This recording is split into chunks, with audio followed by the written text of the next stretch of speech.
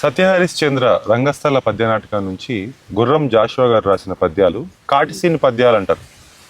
కాటి scene అంటే శ్మశాన వాటికలో జరుగుతుంటది scene. అప్పుడు సత్యహరిశ్చంద్రుడు పాడుతున్న పద్యాలు ఇవి. ఇది ఒక విచిత్రమైన ప్రకృతి. ఎన్నో ఏండ్లు గతించిపోయినవి,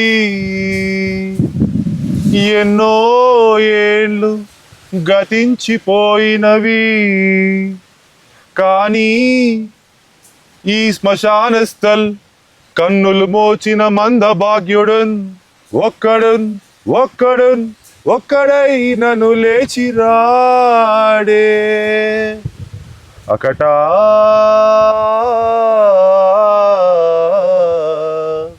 చలనంబులేని శయనముల్ చలనంబులేని శయనముల్ ఏ తల్లు లల్లాడి లల్లాడి అల్లాడిరో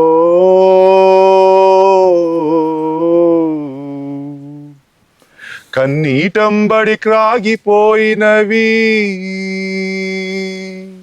కన్నీటంబడి క్రాగిపోయినవి నిక్కం బిందు పాషాణముల్.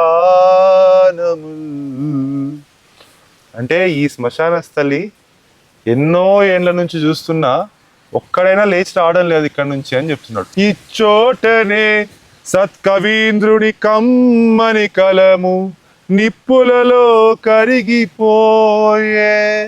ఒక కవి కలము, కవి చనిపోతే అతని కలం కూడా ఈ నిప్పులలో కరిగిపోతుంది. ఈ చోటనే భూములేలు రాజ్యముల్ అధికార ముద్రలు అంతరించే.